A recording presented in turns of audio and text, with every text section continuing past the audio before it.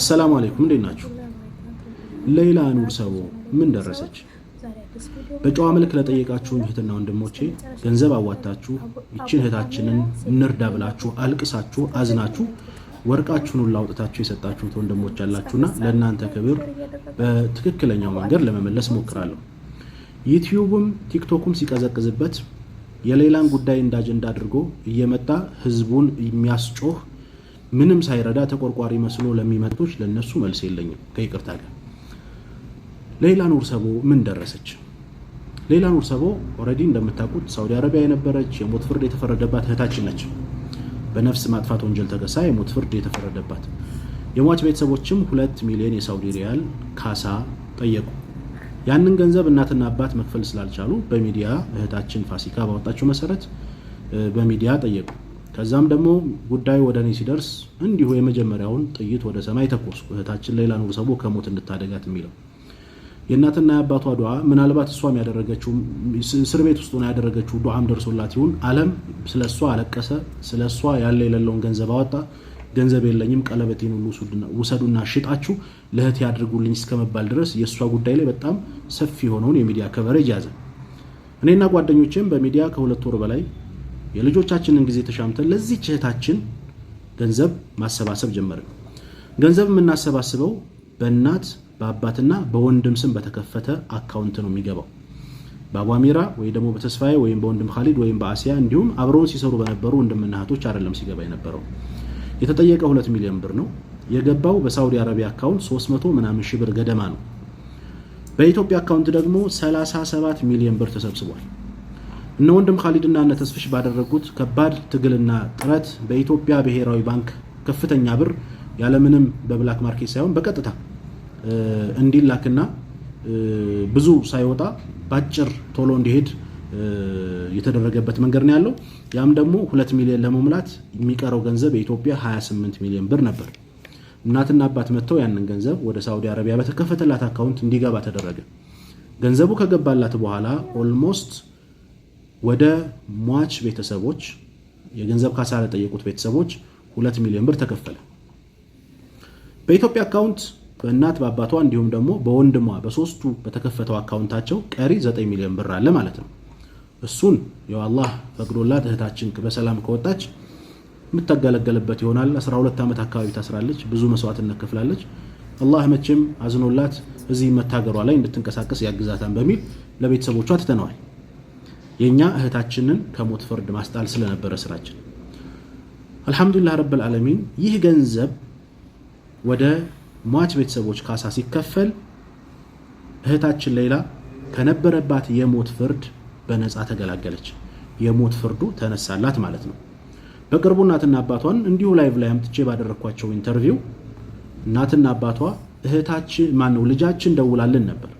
እኔ ጋር የነበሩ የሞት ፍርድ የተፈረደባቸው እህቶች አላህ ይማራቸው የሞት ፍርዱ ተፈጻሚነት ተደርጎባቸዋል። እኔ ግን በመላው ኢትዮጵያ ረብርብ የሞት ፍርዱ ተነስቶልኛል። ከዛ በኋላ ያለው የሳውዲ አረቢያ የሀገሪቱ የህግ አካሄድ አለ። እስር ሊኖር ይችል ይሆናል ወይም ደግሞ ምናልባት የሞት ፍርዱ ከተነሳላት በኋላ የሚከድባቸው የቢሮ ጉዳዮች ሊኖሩ ይችላሉ። እስካሁን ድረስ ግን ጉዳዩን በክትትል የያዙት ሪያድ ውስጥ ያሉ ኮሚቴዎችና የሪያድ ኤምባሲ አምባሳደር ናቸው። እንደነገሩን ወንድማችን ደውለን እንደነገሩን ጉዳዩን የሪያድ ኤምባሲ ስራዬ ብሎ ይዞታል። እንዲሁም ደግሞ ሪያድ ያሉ ኮሚቴዎችም ጉዳዩን ይዘውታል። የኛ ገንዘብ የኛ አቅም እስከምን ጊዜ ድረስ ነበር? እቺታችንን የሞት ፍርዱን እስከማስነሳት ድረስ። ከዛ ማለፍ ብሎ ገንዘቡ እንደተከፈለ የምትወጣ ቢሆን ደስታው እጥፍ ድርብ የሚሆነው ለኛ ነበር። ምክንያቱም 2 ወር ሙሉ ልጆቻችንን ማስጠናት ልጆቻችንን አቅፎ መተኛተን ለረጅም ሰዓት ግሩፕ ፈጥረን ስናሰባስብ የነበረው በነገራችን ላይ ያለምንም ቤኔፊት ነው። ኢትዮጵያ ውስጥ እንደሚያስተባብሩት ሰዎች ኮሚሽን ተከፍሎን አይደለም ይሄን የምንሰራው። ፈጣሪ እናገኘዋለን አላህ ይሄንን እንዳይከፍልናል በሚል ነው የምንሰራው። 2 ወር ሙሉ በሰራነው ደስታው ለኛ እጥፍ ድርብ ነበር። ነገር ግን የሀገሪቱ ያሰራር ሂደት አለ። እሱን ተከትላ ትወጣለች። አሁንም ቢሆን ወንድሟን ደውዬለት ነበር። ወንድሟ ኸደር ይባላል። ደውዬለት ነበር። ደውላልናለች። እስር ቤቱን ቀይረውልኛል ግን መቼ እንደምወጣ እስካሁን አልነገሩኝም እያለች ነው። የሞት ፍርዱ ግን እንደተነሳላት ተናግራለች። ስለዚህ አንድ ማድረግ ያለብን ምንድነው እህታችንን እስከምትወጣ መጠበቅ ነው። ያው የሀገሪቱ ራሱን የቻለ ህግ ስላላት 2 ሚሊዮን ስለተከፈለ ምትወጣ ቢሆን ወዲያው ያወጣት ነበር። የሞት ፍርዱ እንዲነሳላት ሆኗል፣ ተነስቷል። ምትወጣበትን ጊዜ ሁላችንም በጉጉት እየጠበቅን ነው። ከዛ በመቀጠል ግን እስኪ ትዝብቶቼን ልግለጽ። እባካችሁ ይህንን ቪዲዮ ሼር፣ ኮፒ ሊንክ አድርጉልኝ ለሌሎች ሰዎችም እንዲደርስ። ይሄ በፖለቲካውም በሃይማኖትም ጉዳይ በተለያየ ጉዳይ ላይ እኔ ጋር አሳካራ የገቡ ሰዎች አሉ እንደምታውቁት። እነዚህ ሰዎች ይህንን አጋጣሚ እንደመጠቀሚያ እኔን እንደማሸማቀቂያ እያደረጉት ነው ያለሁት። አቡ አሚራን በሌላ ጉዳይ ብንጠይቀው ይሸማቀቃል ብለው እያሰቡ ሰድቦ ለሰዳቢ ይሰጥ። በነገራችን ላይ የምትሰሩት ኸይር ስራ በምድር ላይም በሰማይ ቤትም ተከፋይ ስለሆነ የምንሸማቀቅበት ጉዳይ አይደለም። ያዳነው የሰው ነፍስ ነው። በእስልምና ሃይማኖት የአንድን ሰው ነፍስ ያዳነ እዚህ ምድር ላይ ያለን ሰው ነፍስ እንዳዳነ ይቆጠራል ይላል። በመቀጠል በፖለቲካም በተለያየ ኬዝ አንተ የምጠላይ ሰው ዳይሬክትሊ ና እኔን ፊት ለፊት አናገረኝ እንጂ ኢንዳይሬክትሊ በሌላ ጉዳይ የሌላ ጉዳይ ገንዘብ ተበላ፣ አቡ አሚራ በሌላ ጉዳይ አፓርታማ ገነባበት፣ አቡ አሚራ ፎቅ ሰራበት የሚሉ በጣም ብዙ ኮሜንቶችን ያየው ነበር።